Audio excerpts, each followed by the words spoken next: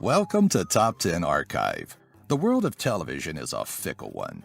With so many ideas being tossed around, it's sometimes hard to tell what will stick and what won't. In this installment from Top 10 Archive, we're going to look at 10 television programs that simply did not make the cut and fizzled out within only the first few episodes. Number 10. Secret Diary of Desmond Pfeiffer. At the height of really bad ideas for a television series, there is Secret Diary of Desmond Pfeiffer, a comedy that tried to tackle the ever-humorous topic of slavery in America. Pfeiffer aired in October of 1998 on UPN and centered around an African-American man that was banished from England to be sent to the United States during the Civil War. There he finds work as Abraham Lincoln's butler. Nothing stirs up the laughs better than jokes about cotton picking and gags about important historical figures, right? According to audiences, apparently not, as Pfeiffer was canceled after only 4 episodes. Number 9. Daddy's Girls. Dudley Moore, trying to recreate the fame received from 1981's Arthur, turned to television. The show focused on Moore, a father of 3 who recently lost his wife and business partner to an extramarital affair. Daddy's Girls was the first show to feature a gay character played by a gay actor. Beyond that, there was nothing else notable about Daddy's Girls, unless, of course, you call lasting only 3 episodes before being canned as something being notable. Number 8. Adams of Eagle Lake. Police shows are fairly popular these days, but apparently in 1975, such shows may not have been as popular. Andy Griffith played the sheriff of the small town of Eagle Lake, and each episode was to follow Griffith's exploits in solving issues across the town. The main character was originally from a 1974 television movie, Winter Kill, which was intended to be a series pilot. When the pilot failed, Griffith's character was renamed and put at the head of Adams of Eagle Lake. Griffith was backed up by a fairly big-name cast of Abby Dalton and Nick Nolte, but that did nothing for Eagle Lake's success. After 2 episodes, Eagle Lake was given the axe. Number 7. Paul Reiser Show. Paul Reiser is probably best known for the successful sitcom Mad About You. But in 2011, the comedian tried to make a comeback and make a name for himself with a self-titled program, The Paul Reiser Show. Reiser's self-aware comedy was a semi-autobiographical look at what his life has been like since Mad About You went off the air. The show wound up being a 2-episode-long mess that tried hard to use star power to keep the ratings up.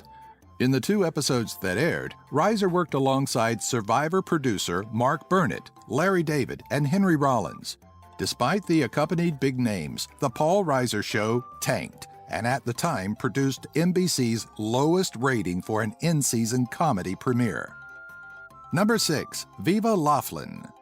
Though this musical comedy-drama mashup featuring British theatrical star Lloyd Owen filmed 8 episodes, only 2 actually made it to air in Canada and in the United States.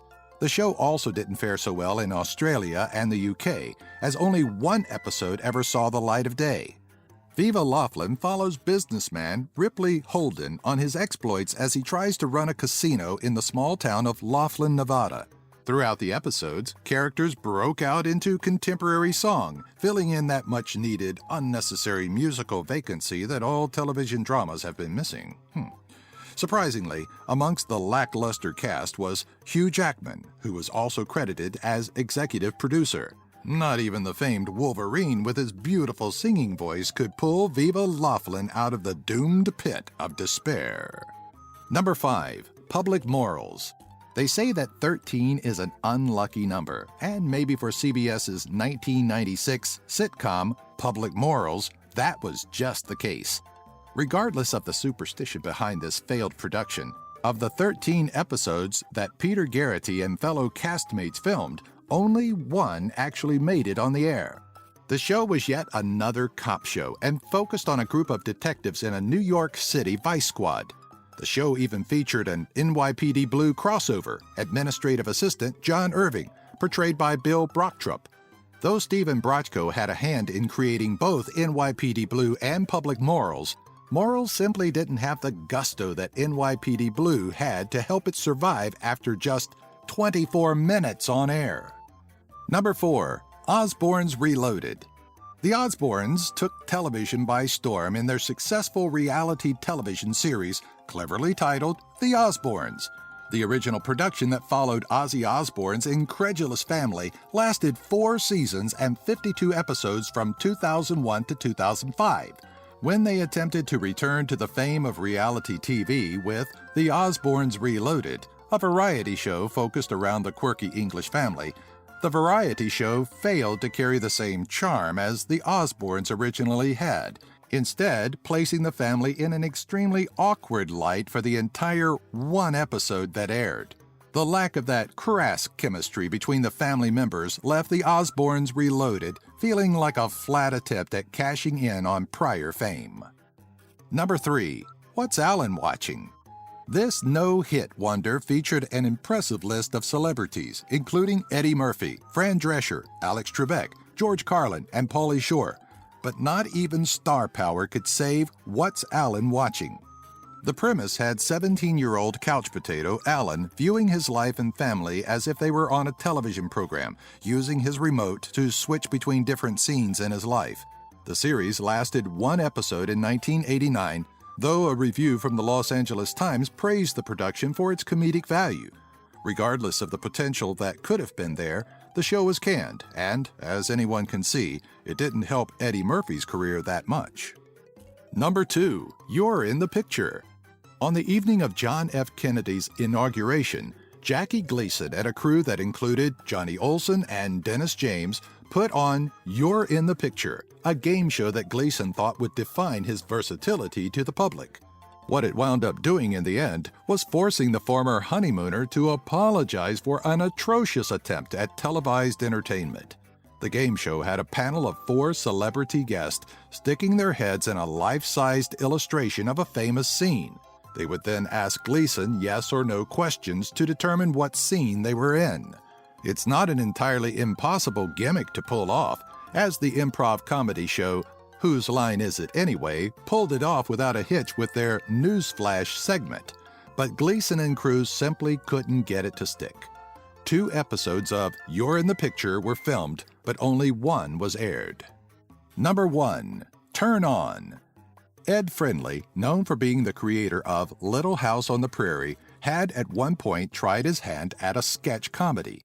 In February of 1969, the sketch comedy show Turn On aired and turned heads across America with risque punchlines and an overt sexuality. Only 1 episode aired, and certain parts of the country didn't even make it through that first episode. Cleveland, Ohio's WEWS-TV let the episode air for 11 minutes before turning it off entirely. The adult nature of the show left a bad taste in the station immediately, but that's a full 11 minutes longer than other stations. Stations in Portland, Oregon and Seattle, Washington chose not to air the episode at all, citing the same complaints as WEWS-TV. Like these top 10 videos? Subscribe by clicking the annotation here and give our video a like, and share the link for this video with all your friends on your favorite social media sites. Have an idea for a future top 10? Leave a comment in the section below.